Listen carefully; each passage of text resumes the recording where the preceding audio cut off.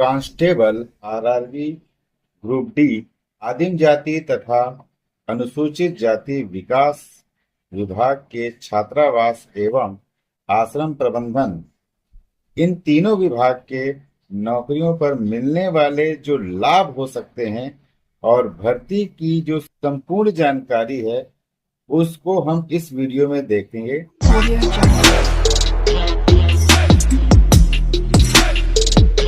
ज्यादा देरी न करते हुए अब आइए हम प्रारंभ करते हैं।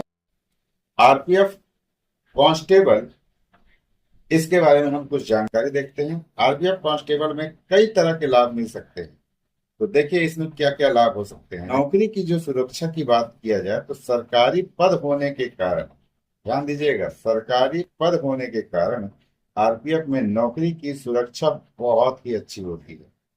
कैरियर ग्रोथ की अगर मैं बात करूं तो यहाँ पास आरपीएफ में पदोन्नति और कैरियर में उन्नति के लिए एक अच्छी संरचना दिया जाता है, जो इंटरनल एग्जाम हर 3 साल 4 साल में होते हैं और अगर वहां पास नहीं होते तो हर 5 से 6 साल बाद उम्र के हिसाब से और एक्सपीरियंस के हिसाब से भी प्रमोशन ग्रोथ भी दिखाई देता है। आवेदन कैसे कर सकते हैं? ईस्टर्न रेलवे मुख्यालय कोलकाता की अगर मैं बात करूं तो यहाँ पद कांस्टेबल, योग्यता 12वीं पास, उम्र 18 साल से 32 वर्ष का होना अनिवार्य है। अगर ST SC है कोई व्यक्ति तो उसको 5 वर्ष की छूट भी मिलती है उम्र में। ओबीसी अगर है तो उसको 3 वर्ष की छूट मिलती है। वेतनमान की अगर मैं बात करूं तो यहाँ पास 28,000 से लेके 70,000 के बीच का सैलरी भी रखा गया है। शारीरिक दक्षता परीक्षण की अगर मैं बात करूं और शारीरिक मानक परीक्षण की बात करूं तो यहाँ हाइट 165 सेंटीमीटर से 170 सेंटीमीटर होना चाहिए। चेस्ट 80 सेंटीमीटर से 85 सेंटीमीटर का होना अनिवार्य है। अगले जॉब की बात करते हैं।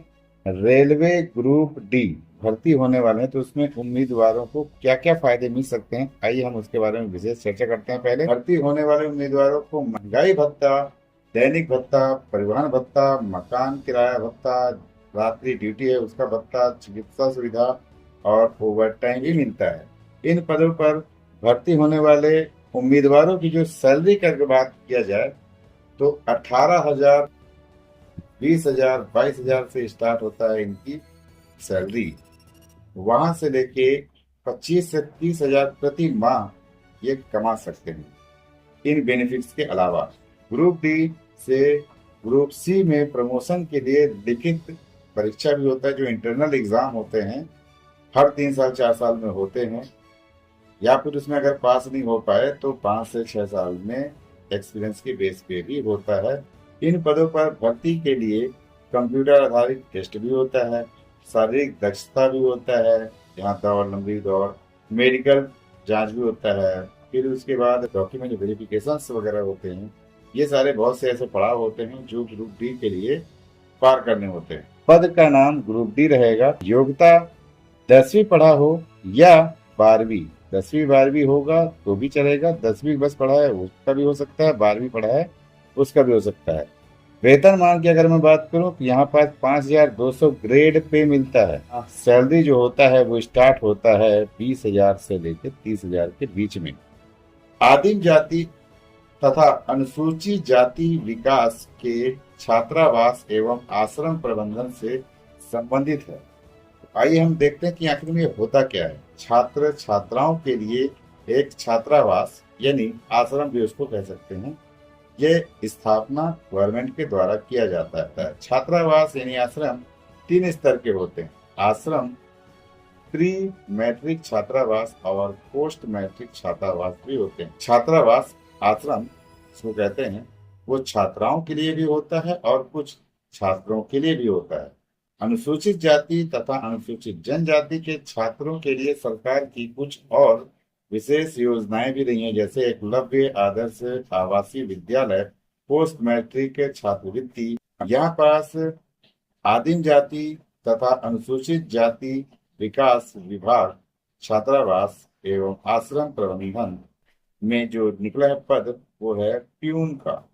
छात्रावास क्यों? योग्यता अगर बात करें जाए तो 10वीं और 12वीं पास होना चाहिए, या फिर 10वीं पास हो या 12वीं पास हो। उम्र की अगर बात करें तो 18 से 40 वर्ष तक का है। वेतन की अगर बात करें तो 14,600 से लेके 28,000 तक का बेसिक सैलरी भी होता है। बहुत सारे जो फायदे होते हैं, टीए डीए वगैरह वगैरह, और सबसे बड़ी बात है ये है कि यहाँ रहने का और भोजन का दोनों फैसिलिटी गवर्नमेंट की तरफ से दिया जाता है। लोकेशन जो होगा जॉब का वो आप स्क्रीन पर देख सकते हैं, ये ऊपर नीचे भी होते रहते हैं। इन तीनों पदों के लिए हर पोस्ट में एक लिंक दिया हुआ है। आप चाहें तो इस वीडियो के डिस्क्रिप्शन बॉक्स में या पहला कमेंट में ये तीनों जगहों का आप लिंक भी यूज कर सकते हैं आवेदन करने के लिए। गवर्नमेंट के मापदंड के अनुसार ही सारे यहाँ पर भर्तियां होती हैं। अगर आपको किसी भी प्रकार से फॉर्म भरने में अगर असुविधा होती है, परेशानी होती है, तो आप चाहें तो आरजे सर्विसेज ऑफिशियल का हेल्पलाइन नंबर जो आपको स्क्रीन में दिख रहा है, इस नंबर पे आप सुबह 9 बजे से लेके शाम 7 बजे तक आप कॉल कर सकते हैं। इस वैकेंसीज में कौन सा जॉब आपको अच्छा लगा, आप वीडियो के कमेंट बॉक्स में जरूर बताएं।